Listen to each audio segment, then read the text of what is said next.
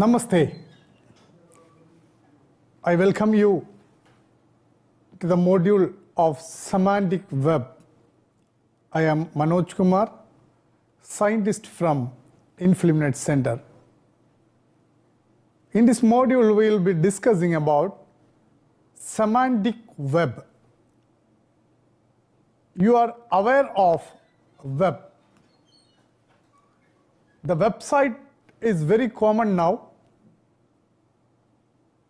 Even a literate man or people can understand what is a website now.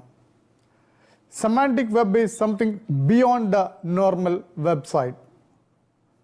In this module, I'll be taking some of the technical terms, but please do not scare away from these technical terms, which is not very essential for you, but to give justice to the complete technology used for semantic web, I will be using these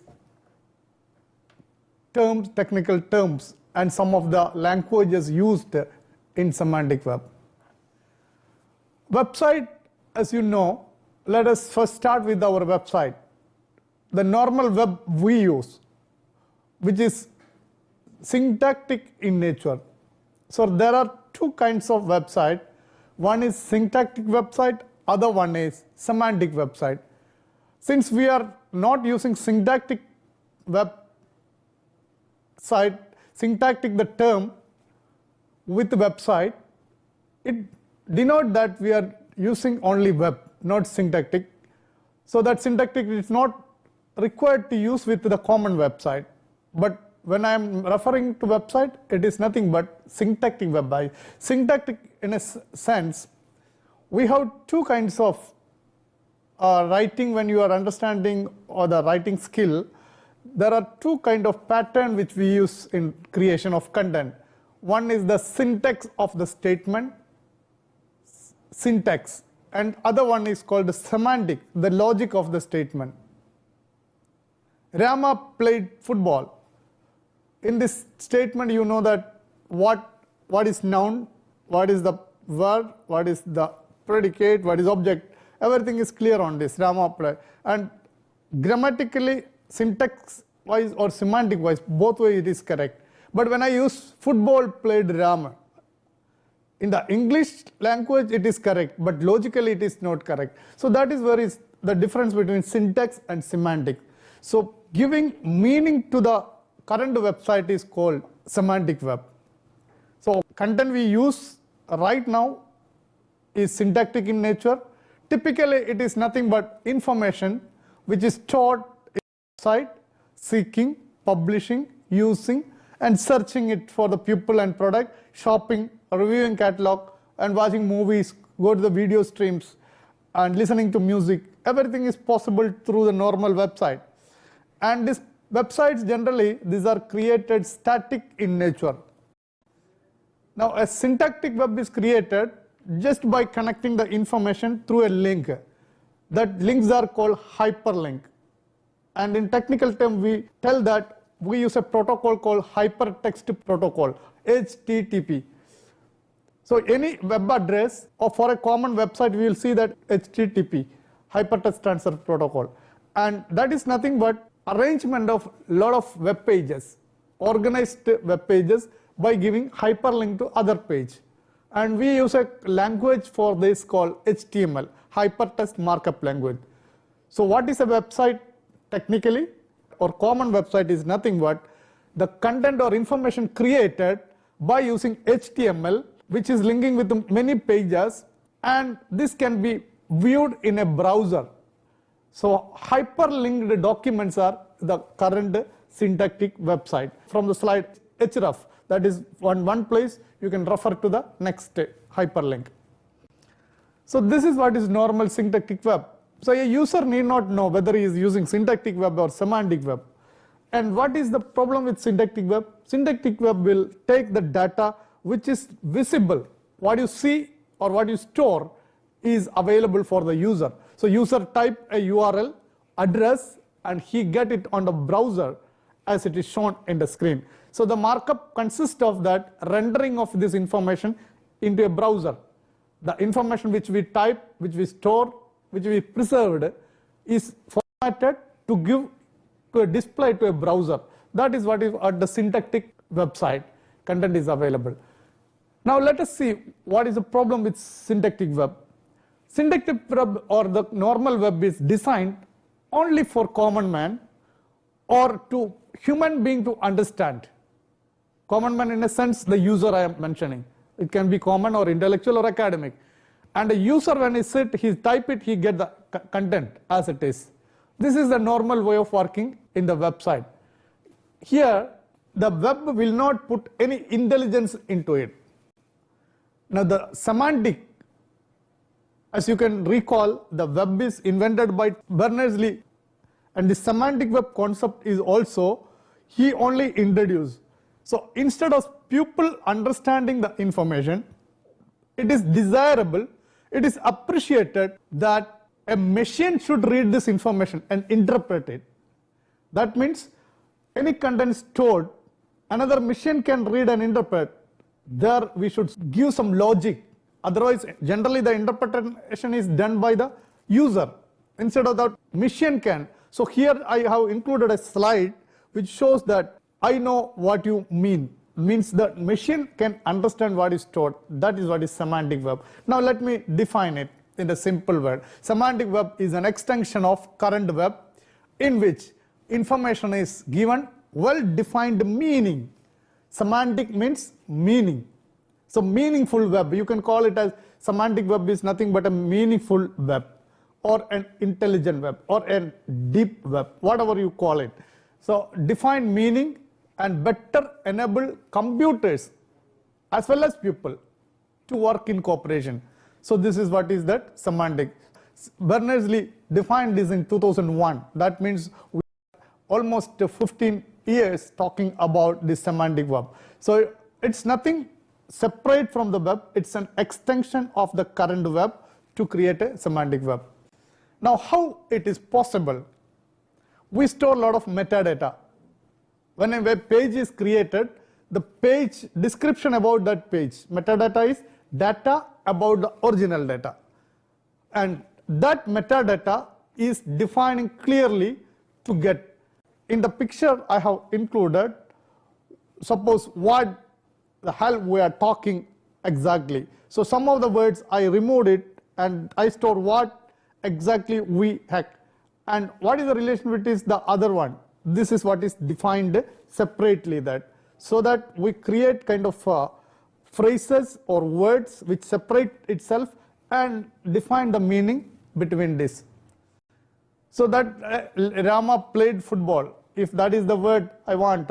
So Rama is separated, word played is separate this, and what football and Rama will be, what he did, played. Even tomorrow I can pull Rama kicked the football, or Rama pick up football, or Rama heads football. So all this can be stored as a relation between these two. So this is how the semantic concept is evolved. So semantic web is a web of actionable information. The information derived from data through a semantic theory, that is putting a logic into the data storing technique. Semantic theory of interpreting the symbols. So it's a concept which makes possible to organize available web information sources and to use them not only by syntax or structural method, but also by the semantic methods, logic methods or meaning methods. So the word semantics stands for meaning, logic or relations. Now definition, a simple definition. We can define semantic web as the web which can provide search result in a semantic meaning. And one example I just want to tell you that, suppose you take a search engine, you type Apple in the search box. Now Apple can be what a user intended to know about Apple. The user is able to get data about the fruit apple or the company Apple. Apple is a very well-known company, iPad, iPhone, all this. So how do we recognize this difference, whether it is fruit or this? There should be a relation. So that relation should be spelled with each word. So that is what is that, this is semantic meaning. Search engine can understand the meaning of search linguistic element, the term used, by analyzing it and show the result in a defined way. So Google, we have heard about it. Google is a search engine which can search into normal syntactic common web. And I give an example of semantic search. Soogle, SWOOGLE, Soogle is a semantic web search engine. This, when you go to Soogle, it will give you all the ontologies. The word ontology I will define later, which is one of the component which can make semantic web. Now, why do we need semantic web? Because objects or the documents are described differently, and building a system where machine can analyze search time, understand its meaning and interpret accordingly. Does it sound something like very magical that machine try to understand the meaning or word or the relation? Now let us look into that, how this is that. How to add simple semantic things into the data. Let us start with a weak semantic to a strong semantic. Now, a simple HTML, which is a static data, you don't have anything on the HTML. But if you add little bit of glossaries, thesaurus, that means when I am talking about some synonyms, I search, if there is a thesaurus or glossary telling that, this is also meaning that. So that same word, when I search, it can be looked into different context. So glossaries and thesaurus adding is something like website, is you are adding a little bit meaning into that. This is what is where we call it as weak semantic. Now, if you are adding controlled vocabulary or data model separately, like enterprises data model, taxonomies, and at the end, nowadays, recently, the best semantic model is coming out with a model called ontology. Ontology is not a new term, but ontology using in semantic web is now experimented. That is what is the highest degree of semantic achievements now. Now from HTML to implement vocabulary and thesaurus, we can go to an open format that is called XML or the XSLT, that is extensible style sheet, the markup language style sheet. And then you can give each individual, every word or every relation you are using, you can give an XMI or UML. Then this has to be defined in a format which can link each other. So normal HTML will not work for it. For that, what is required is we need something called RDF. I will come to give an example of RDF later. Resource Description Framework. This is what is required from HTML to move into semantic model. After that, now recently a lot of languages, markup languages or special languages are introduced for creating these kind of ontologies as well as semantic web. That is what OWL. So in this talk, we will quickly go through all these terms: concept map, OWL, RDF, XML, all this starting from this. And this is what is the technology used on that. And goal is provide common framework to share data. Web across application boundaries. That means between application, data should be shared, not between people and the website. So main idea is to try to understand the layer, standard, and the ontology model. Let me refresh the points once again. Web was invented by Tim Berners-Lee. He was a physician working in the CERN laboratories, and after some time he also introduced the reality of syntactic web as well as semantic web in his concept. Now looking the architecture of semantic web, the user may be directly interacting with the content, and there should be between user and this there are certain layer of architecture level. One gives about the trust and proof, that is predefining the data or giving more meaningful data, trust and proof, then unifying the logic between this. Then you have to use one kind of language there, either it could be a rule defined on that between data, and ontologies which directly create this kind of relations, and taxonomies by using RDFs, and data interchange framework, that is RDF. Then it can be stored in an open format called XML, and everything will be having a URI, Uniform Resource Identifier, and this can be on multilingual if you are giving Unicode, and all this will be in a kind of cryptography. That means it can be stored as you want in any security. The complete architecture of semantic web. Now let us look what is ontology before I go into the RDF and XML. So these ontologies describe what we mean in some ways that machine can understand. It's a standardized way of modeling the ways different pieces of data relate to each other. Ontologies have been around for decades. It's a philosophical term, ontology. But the increasing interest in sharing over the web started with this semantic web. Ontologies are simple thing. Let us take another example, like Rama played football. Person, food, and there is a relation between person and food. What is that? Person eats food, or person think food. So this use kind of triplet, subject, object, predicate. These are the English common language symbols. And we tried to semantic web, we tried to implement this triple concept of three, subject, object, and predicate kind of things in the semantic web. If you are going to detail of that, ontologies may look very complex. Looking at the screen, you see that there are a lot of lines like HTML, RDF, RDF defined, URI defined, and all this look like it's a complex programming language. But these are all very simple to understand if you really understand how these RDFs are created. Now, how to create relations? I have to take it from a normal example. Let us take a kingdom called animal. This is the ontological model I am describing, how to create relations. Now, animal is a kingdom, top domain. Now, animal can be of two types. One is skin animal, everything covered by skin, or it can be flying animal. Then you are defining that travels by flying, or suppose if I am taking one example of bird. Bird is an animal. Then fish. Fish is an animal but travels by swimming. So travels by is a very common term used, but between fish and bird it very differ. That covered by skin. Then we have ostrich. So we'll tell that ostrich is a bird, penguin is a bird, canary is a bird. Again comes that color of canary, it could be yellow or red. Or then there is another instance of penguin. One is a penguin generally walks, travels by walking. So all this defines in a various way. For that we generally create this kind of ontological forms.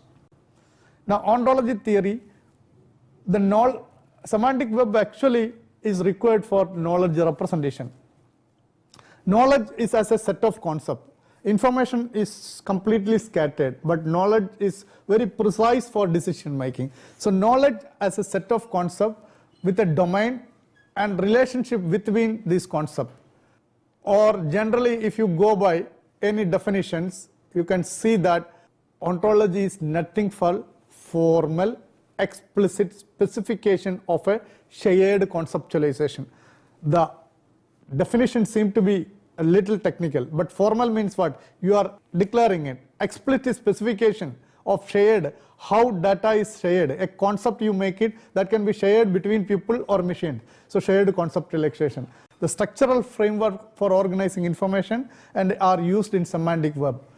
Some of the examples where semantic web are used: artificial intelligence, systems engineering, software engineering, biomedical informatics, library science, enterprise bookmarking, information. And why we talk the semantic web here? Because it is extensively used in library science. Now, every information web resource is named as a URI in the context of semantic web, because URI, Uniform Resource Identifier, is a piece of data. We know that URL can be represented to make an address. URL also can represent to an image in a website, but URI is the concept where the different terms like animal kingdom, birds, it could be a URI for bird. Then it subsequently derive the other relations, that's universal. So it's a universal naming for web resource, same as URI, or URI are the ground terms for semantic web. Most important use of URI is that it provides understandable identification of all resources in distributed internet systems. In that means, if I am connected with 100 machines, each piece of information which is uniquely can be identified by URI. I can use somebody's information in my semantic by just referring that. That's why URI is very important. Then semantic web is created by using RDF threshold. But before RDF, the normal HTML has to be converted into XML. XML is an open format. XML stands for eXtensible Markup Language. This is a user-defined domain-specific markup language used for those documents which have structured information. And XML can have a namespace, allows to specify different markup vocabularies in one XML statement. So you can also see that there is a namespace, RDF vocabularies as mentioned, there is a namespace, XML vocabularies are specified. So if it is RDF is using a namespace, you can use RDFS for that. Now XML was designed to describe data, similar like HTML, but XML tags are not predefined. The tag I can define. In animal, I put a tag. Book, I look at tag. Title could be a tag. Thesis could be a tag. So I define, the user defined it. So we must design our own tags. But in HTML, please remember the tags are already defined. Body, HTML, RF, href, then h1, h2. All these are the predefined tags in HTML. In XML, we define the tab, but the way is same. Angle bracket is used. And XML also uses DTD, document type definition, to describe data. So XML plus DTD combinedly design that how this can be displayed. And XML with the DTD is designed to be self-descriptive. So XML with the DTD, that is self-descriptive to pass on to as a complete data content set to other. It shall be easy to write program which process XML. So between machine, since it's an open standard, machine can understand XML. Only browser can understand HTML. But XML cannot be directly displayed on browser. XML only machine can understand. The formatting language, machine has to decide how it can be. But XML can transfer. So XML is the markup language for exchanging data in open standard. XML design should be prepared quickly. The design of XML should be formal, concise, and document is very easy to define. Let us look at the example which is given here. I want to define, because we are from library, I want to define book. So book will have title, author, first name, last name, then edition, place, publisher, then the physical description, how many pages of that, and this is. So what I am going to define, first I will tell that this is an XML document. How do I tell this is an XML document? By putting angle bracket, question mark, XML version equal to, then 1.0, then what is the encoding standard, UTF-16, UTF-8. When I mention this first line, the machine understand, oh, what is coming now is an XML document. Now, once it understands it's an XML document, it will look for the tags. So immediately it understood there is a tag called book. Then there are similar sub-tags in that. So title is there. So if it is book, there will be so many titles on that. So book is a table, and video tab can be, serial can be another than. This is how we can look or design the XML document for our collection. So simple example. Now let us see what is RDF. I hope that XML is clear to you. And now RDF is a simple conceptual data model. It's defined by the W3C consortium. You know, any technology which is introduced, this has to be accepted by a standard agency. That agency is called W3C. An RDF model, it is all definition comes from the set of RDF triples. Earlier I told subject, predicate, object. SPO. For you to remember it, subject, predicate, object, SPO model. Now this triple, it's an expression or a statement. So for what we have to do, we have to subject, we will define the resource. Predicate will tell the property, and in the object we will define the value, that value of the property. And that is how the RDF is prepared. We will see some examples now, how triples. And I am taking an example from W3C itself. RDF is for creating relation between document. It consists of triples or sentences in the form of subject, property object. Now let us put a tag called Mozart composed this music. You know Mozart is a musician, Magic Flute is one of his album, and composed. So Mozart and Magic Flute is something like subject, object. And what is the property? It's the relation, composed. I can write written, Mozart written. So composed will be replaced with another word, but the other will be there. So this is how we create the simple RDF document. And there is an RDFS also, extends RDF with standard ontology vocabulary. So if you want to use two ontological terms with RDF, we need to use RDFS, where the extension include class, type, domain, subclass, property, range, etc. Because ontology is like creation of all relations. So we need more terms to connect each other. And RDF provides metadata about web source, object attribute value triple. It is similar to the XML syntax, and the chained triples form a graph. Now here, look at this. I have an URI there. Hash man has an email of this. So hash email is a relation, and this is a very simple thing. Hash name of the person has an email called his name @ nothing. I have taken a common example from the web.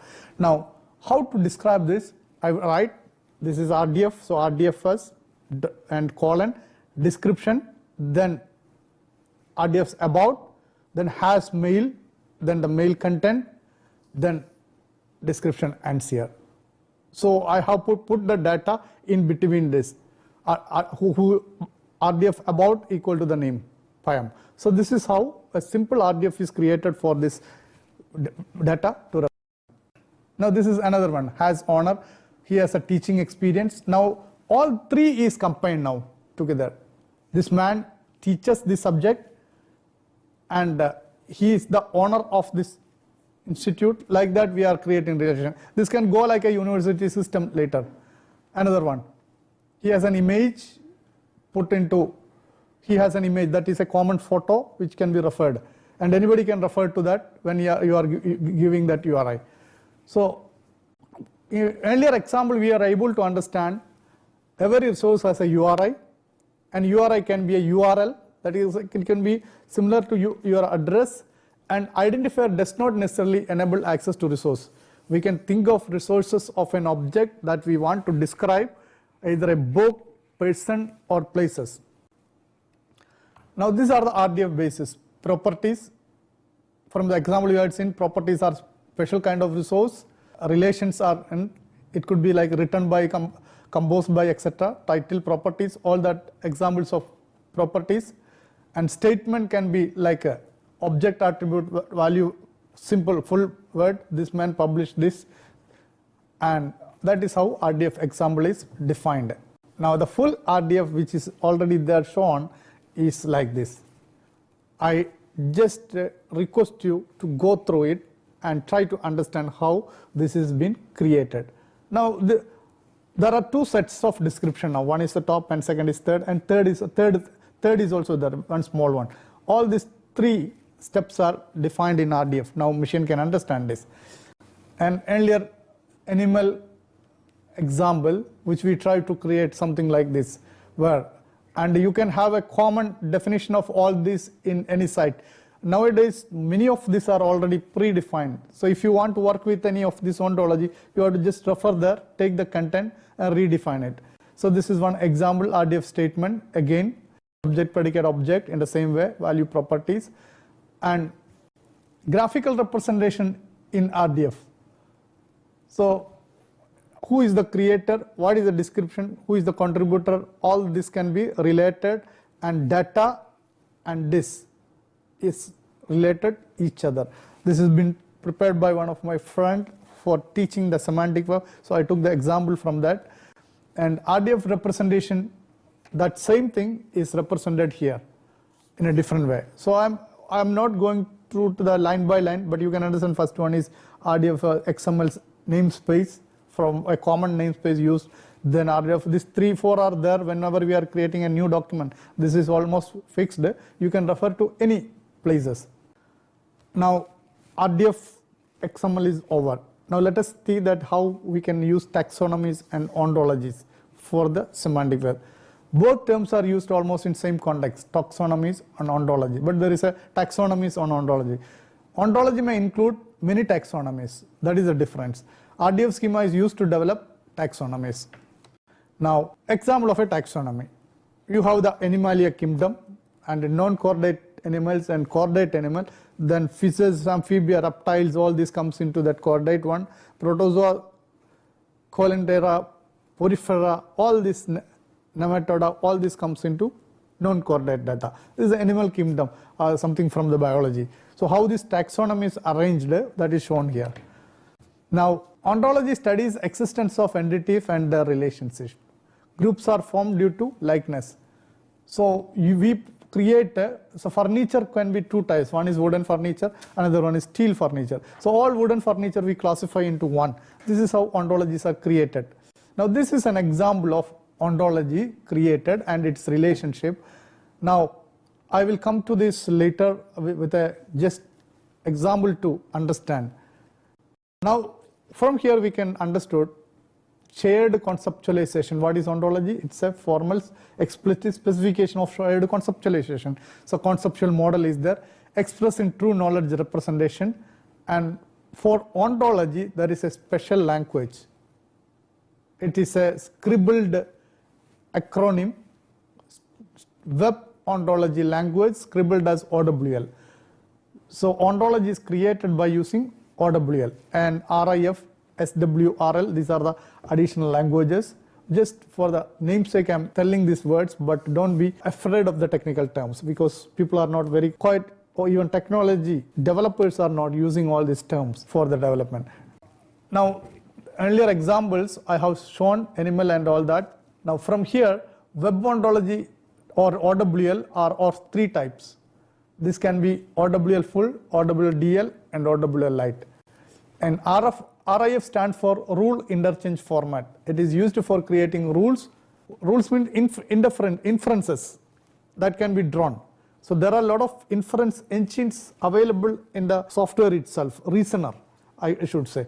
Data can be exchanged based on the reasoner. It works primarily with the rule layer. It has been evolved and maintained by W3C. SWRL is Semantic Web Rule Language. It's a proposed language for Semantic Web and can be used to express rule as well as logic, combining OWL.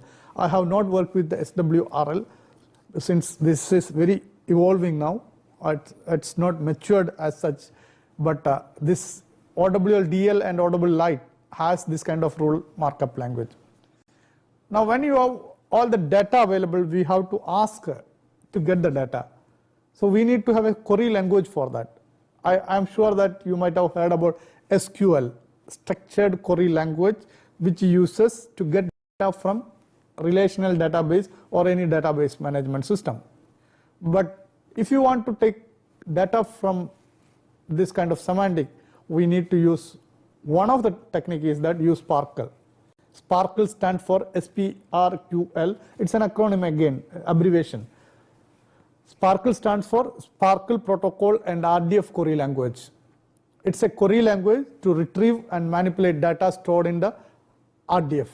So Sparkle is used to query RDF format data and get the result. So Sparkle combined with RDF can get the data for the machines. And we need to have some proof or rules layer. It is for performance or perform the inferences over ontology. Rules as a tool for capturing further knowledge. And trust layer is the top layer in semantic stack. It should support provenance and trust. Provenance means where does information comes from, how this information has been obtained, can I trust this information? All this is what we call provenance. Now provenance is the part of trust layer. Trust is largely an unexplored issue because we can't 100% tell that this data is from this site which is very authenticated. There is no standardization of it, but there should be a trust layer in defining this semantic web. And there are 2 types of trust. One is reputation based trust, including rating system. If everybody is going for a particular data to some site, we can take it as yes, it is a reputation. Then context-based test, use background information. Then content-based test, information content itself, together related information published by other information, Wikipedia. Maybe we can take it as a content-based test. And with this, there is a lot of promise for semantic web. Semantic web can represent information, categories, etc. I don't have time to show you one of the tool or any tool in detail, but let me take you that how these ontological terms relate to each other. I tried to create something called, subject category, Library of Congress subject, and then there is a GIPP profile, Web of Science subject. So 3-4 models are there. I tried to create an ontology for all these subject categories. It is quite interesting that if you category like mechanical engineering, it may appear somewhere in GIPP, it may appear somewhere in some other places in Web of Science, but the content is same. So whatever style you are using, we finally get the exact data. That is what is that semantic web. And this is a screenshot of that, how I created it. Here you can see that I work with Shodhganga. I try to create with the departments, researcher, guide, universities and all that, and one guide may be leading many people. So relations are spelt there, so that if people can go to one guide and see all his research supervisor. So we try to create an ontology for the Shodhganga. That is what is given here. But in that subject, how I handle, just I want to show you with the help of. Let us see one tool. There are so many software tools to create ontology, OWL or RDFS. Very important, very popular ones are Protege, Neon Toolkit, Jena. Jena is a Java based one. All these are used for creating OWL. Now let us see the screen. I'll just go here. This is what is called, this is Protege OWL plugins and all that. Now I tried to open an RDFML. I don't want to cancel it. I have already opened it. Now I created one domain called thing. Thing is the top domain. In that I am giving 3-4 subject categories. DCC, decimal classification, GIPP, Library of Congress and Web of Science. Now GICC, I have this classification of subject, and DCC, this stands for decimal classification scheme. We form this classification scheme here. Here the subjects are given here. Here it is called GIPP. Then LCSS, that is Library of Congress subject catalog.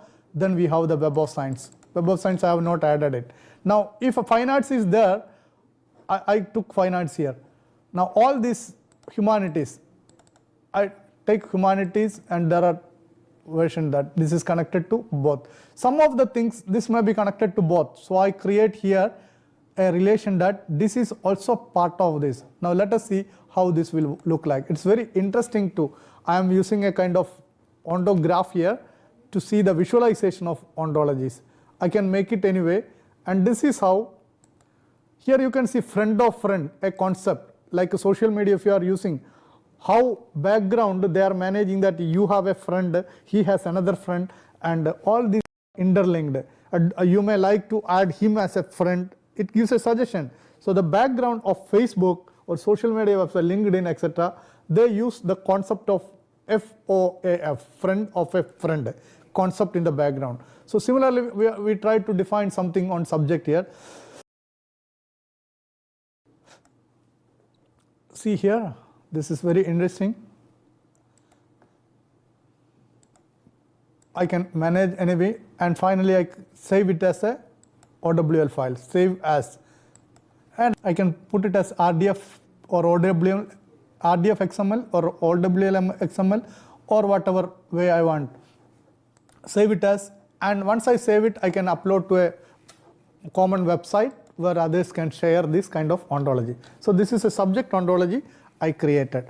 This is how semantic website works. So once again, semantic is giving meaning to the existing web. it's an extension of the existing web, and the data can be related inside and by the machine, and machine can try to understand the data, and the interchange of data is possible in semantic web. The future of website is semantic web. Thank you very much for patiently hearing me.